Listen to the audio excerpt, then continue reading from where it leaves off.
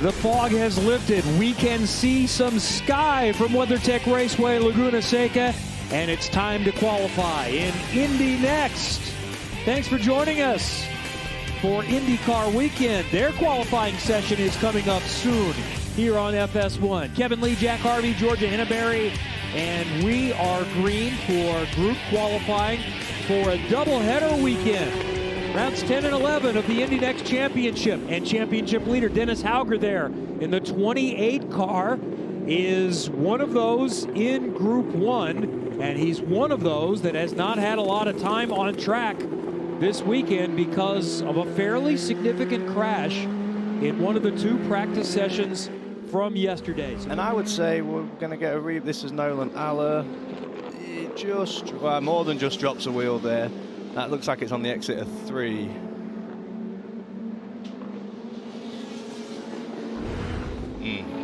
Good recovery. He still continues to fight. Let's see what Hauger has here. As he comes close to the timeline, can he go any better? A 1:13.32 is the time to beat. No, that's a 1:14.2 that time for Dennis Hauger, but he has another lap if he wants it, and he will take it. Miles Rowe went quicker. He's up to second quick. Rowe a 1:13.6, and also an off after he put that time up, so he's not going to go any better. That's likely the best that he can do. What can Hughes do? Be in the corkscrew on the next lap. That's everything. Hughes just turned a good lap, which is going to help him for race 2.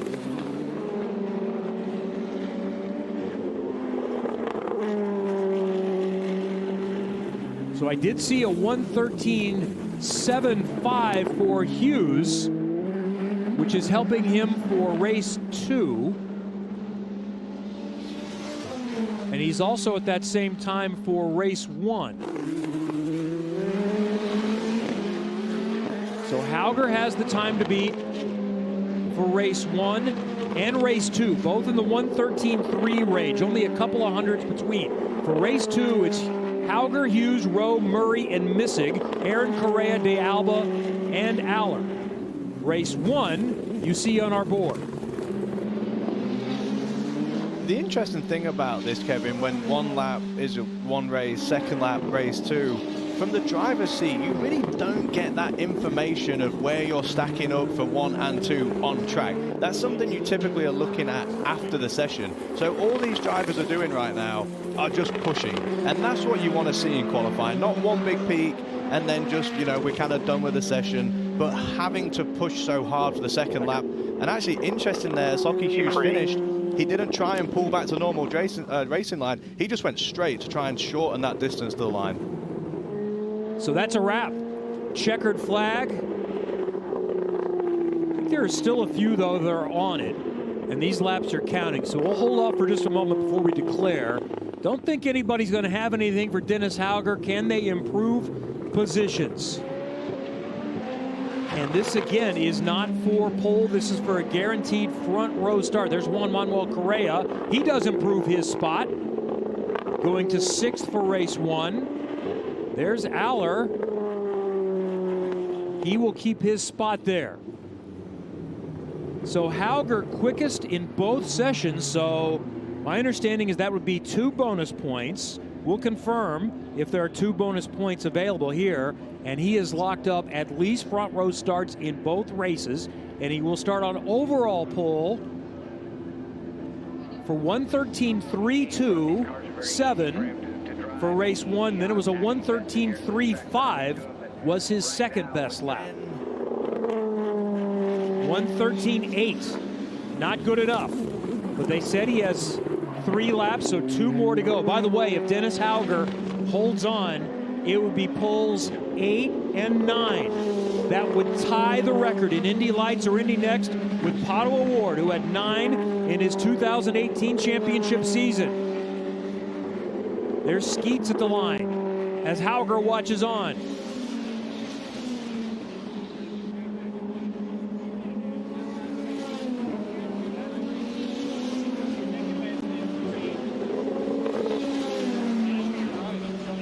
Haley Deegan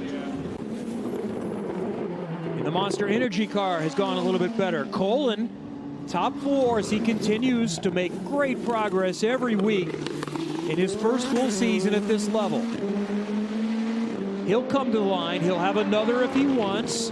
What can Niels Colin of Ganassi do here? He's under 114, 4th still. Here's Collette. This is not the last lap. If he wants another, he can have it. How did he go on this one? It is better. And that's good enough for overall pole. 113.256. So for at least race 1, Collette has knocked off Dennis Hauger. We need to see the times for his second best lap, though. I think based off of that radio communication, his team right now think that he is on pole for both of the races right now. He's got a 113.256, and I'll have to wait for our timing monitor 10 seconds later to flash over to the best time. 113.32 is the best for race 2. That's 300ths better than Hauger's second best lap. So Kyle Collette has gotten it done. Josh Pearson is right behind him, and Pearson's last lap was a 114.1. Now he is still on it, though. He's not taking the checker. So Pearson would have to, no, Pearson is done. He's gonna go around him, but he's gonna lose the pace. There's very little chance he can go better, but we'll watch him come to the line. Did Pearson miraculously find some time on this final lap? No, 3 seconds off, a 116.6.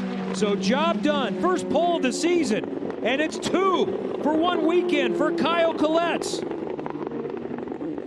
The young Brazilian, still fighting for the championship, is going to have the best view of the start, where the pole winner has won the last 10 races at Laguna Seca. 2-for-1 special for Kyle Collette. The celebrations have started. The Firestone Firehawk here. The celebrations for pole.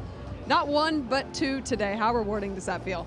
Yeah, very important. I think was a little too late in the championship, to be honest, to get our first pole, but better late than never. I mean, the team did a phenomenal job since yesterday. The car was quite tricky. I was doing a couple of mistakes, but I'm glad that I could put both laps together. It was a tough session, to be honest, and no, just happy to start on pole both races. Your pole run didn't happen until kind of the very end of that session. What was the deciding factor? Yeah, I think we did a decision yesterday, and to be honest, the first few laps, I couldn't really adapt to the balance, so I used my tools a little bit, did a cool down, reset everything, and then went again for pole, and I did a lap good enough, but no, super happy. Congratulations, Kyle. Thank you very much. We are underway at Laguna Seca. Delay for fog this morning, but we've got qualifying done for both races in Indy NXT. First 2 poles of the season. First, let's look at the race 1 lineup with Collette and Hauger. What else stands out, Jack? Sebastian Murray, this is the best qualifying he's had on the season, and also a really nice bounce back from not being able to compete at the previous race. Here is the rest of the race 1 lineup, which is coming up later today. Still the original start time that was planned. That's going to be at 4:30 Eastern here on FS1. Here's race 2. Front row is still the same. Row 2 the same, I think. Maybe rows and Lockheed just the other way around. Yeah, row flips. And actually, standout there was Max Taylor again. I know we've spoken about him, that he's been on a good momentum. He also improved quite a bit for race 2. Unfortunately, rough qualifying day for Salvador de Alba. He's had more pace throughout the season.